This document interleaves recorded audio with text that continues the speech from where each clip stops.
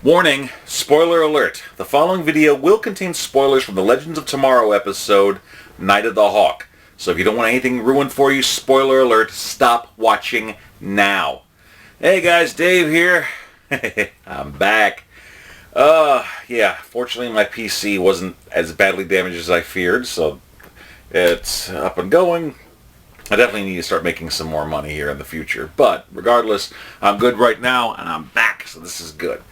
Okay, well, the team decided to go to 1958. Ray and Kendra decide to play a matrimonial couple in suburbia, which was interesting. Jax ends up trying to find out more about what's going on with some missing youth that disappeared after a drag race. And some weird things start happening in an insane asylum that it looks like Vandal Savage is working in.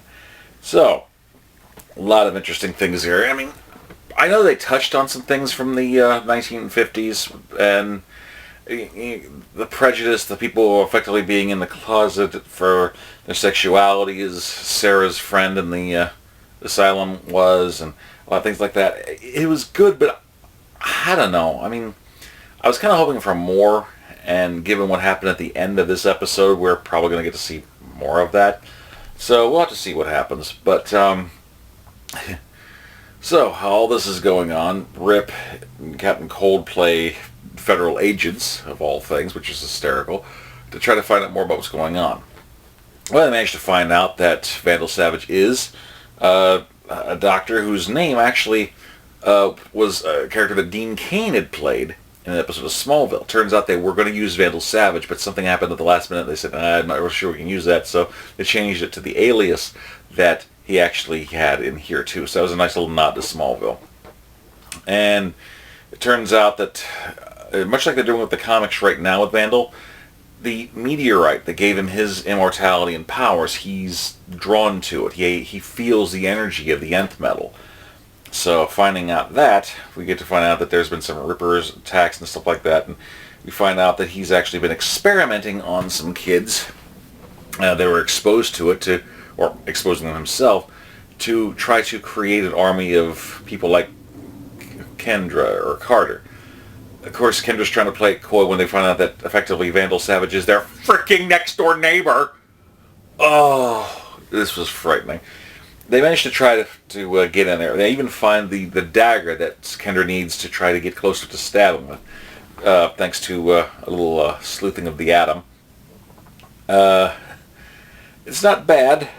And of course, Jax ends up witnessing a Hawk person attack. He gets taken in by not only a racist cop, but a racist cop that Savage has hired. So that kind of sucked. He gets experimented on. Even Professor Stein notices that the psychic link between them seems to be severed, so that's kind of frightening. Eventually, Kendra starts to make a move to take out Savage at his office, even though they're doing more, trying to find out more at his house party earlier. That was interesting, especially seeing people going up to Kendra saying, "Oh, I'm glad you're here. Could you get me a drink?" I'm like, I'm with him. I'm not a servant. So, yeah, it's little stuff like that. I want to see more of that racism and the defeating of it hopefully happening. I'm not sure we're going to get that, but I'd like to see that, so we'll see what happens.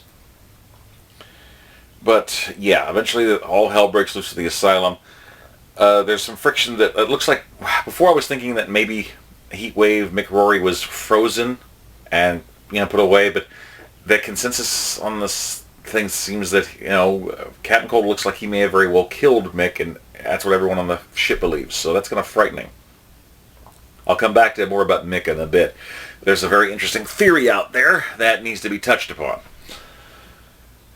Well, Savage realizes that Kendra's just screwing around with him. She manages to just barely get out of there alive. It gets a little help in the form of the atom to blast him away. Captain Cold was actually warning transformed Jax not to attack, otherwise he's going to have to kill him, but he did. He hesitated. Eventually, he was subdued, and they managed to actually cure him to get Jax back, so that was cool. Well, it looks like everything's starting to settle up right now. There's been some friction between Ray and Kendra due to him being overprotective. They say, okay, we can just be partners. And then, of course, they start sucking face again. Ray, turn off the charm, dude. Seriously. Anyway, so, what happens next? Yes. So, we've got most of the crew on the Wave Rider getting ready to take off. All they have waiting for is Sarah, Ray, and Kendra to show back up, but Chronos attacks. He actually breaches the defenses, gets on board the ship. He's attacking them. Stein and Jax hesitate to transform on the Wave Rider because they're afraid that doing so could actually damage the ship, although they kind of merged on the ship before. What's the problem? I don't know. But we end up seeing the ship taking off, supposedly with Chronos in charge, flying off, and Sarah's wondering, why did they abandon us? We're leading up into next week's episode where it looks like the three that are stuck in 1958. Kendra and Ray are going to try to make a most of it just being together and whatnot, but Sarah goes back to the League of Assassins decades before she joins the League of Assassins. Why? Oh, you guys are screwing with the timeline. Here's the worst part. We gotta wait 3 freaking weeks for it. We thought we were going to get the freaking Legends of Tomorrow filling in the gaps until Flash and Arrow came back. No. They just postponed the 3-week break. So the only thing I'm going to have new next week is going to be freaking Supergirl and Lucifer, and I work Monday nights, so I'm not going to be able to catch them then. I'll have to catch them on a repeat. Oh! But, I'm sorry, I digress. That's what's coming up for next week. Here's an interesting theory. Some people are now starting to theorize that it's possible that Mick Rory, a.k.a. Heatwave, may actually be Chronos under the armor. It looks like that possibly that when he was thought to have been killed by Leonard, he wasn't. Maybe one of the other Time Lords actually approached him and said, how'd you like to get revenge and get paid for it? So they gave him the armor, and Chronos might just be a title given to people that are putting on the armor to go after for certain jobs. So that's an interesting theory. I'm not sure what to think of it yet. I'll have to explore that a bit more. I mean, it could work.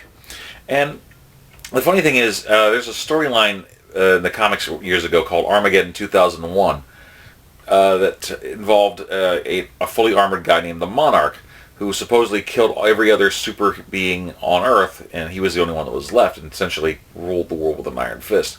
He ended up actually sending someone back in time and giving him powers, and he was called Wave Rider.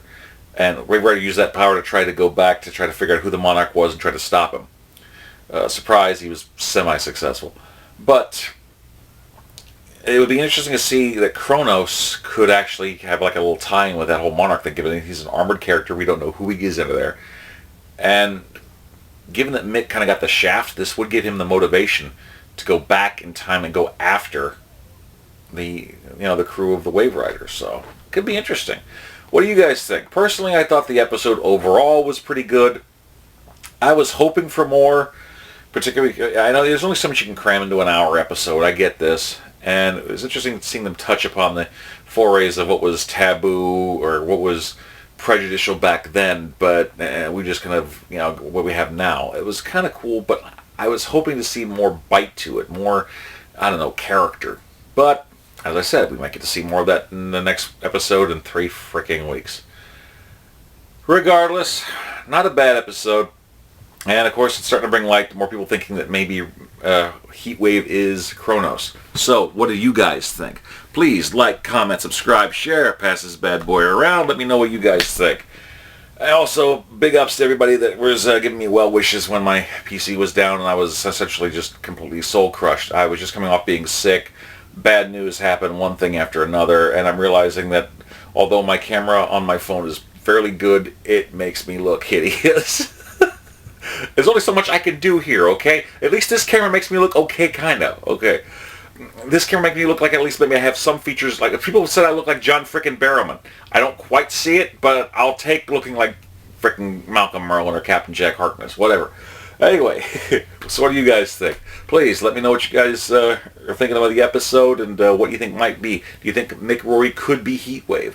We'll have to see. All right, guys. Until next time, Dave signing off. Peace. Yum, yum.